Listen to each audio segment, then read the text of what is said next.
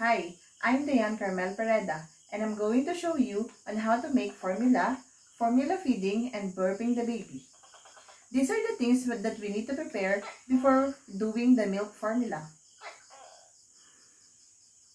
We have here kettle or electric kettle, 1 liter tap water, thermos jug, sterilized baby bottle, and powder milk formula. So let's start. Boil the water to purify.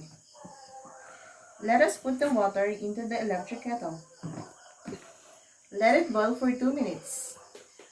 Let the water cool for not more than 30 minutes so that the temperature will remain the same for at least 70 degrees Celsius. Then store the boiled water into the thermos jug to keep it warm thoroughly throughout the day.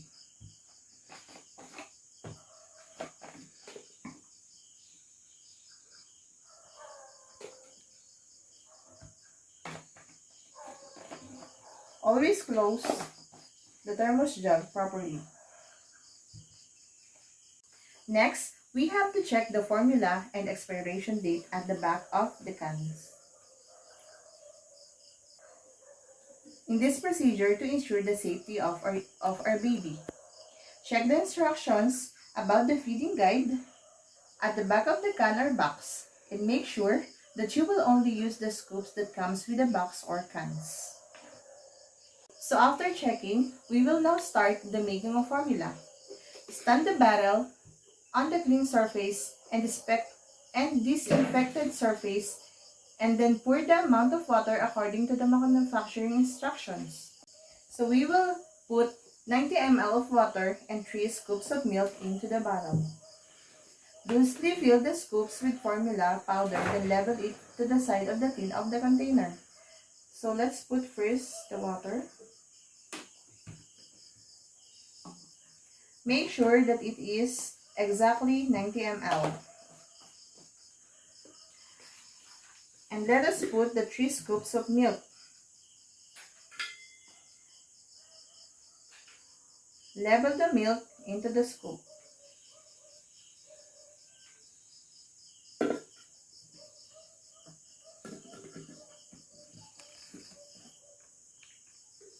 Then screw the ring into the bottle and gently shake.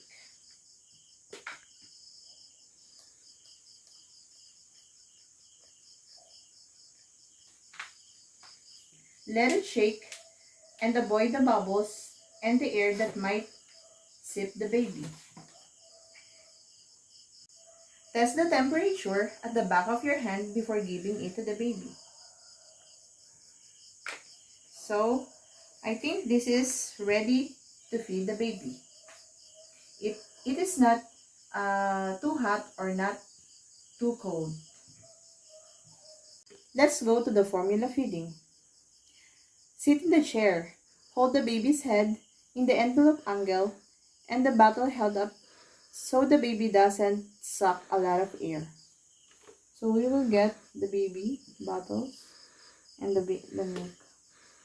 And then hold the bottle and then let the baby suck the nipple.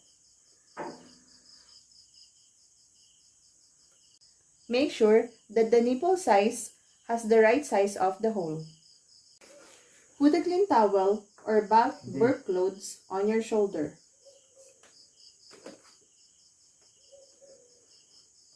With your baby's chin resting on your shoulder. Support the head and shoulder area with one hand and gently rub and pat your baby's back. It might help to walk around as you're doing this. Thank you.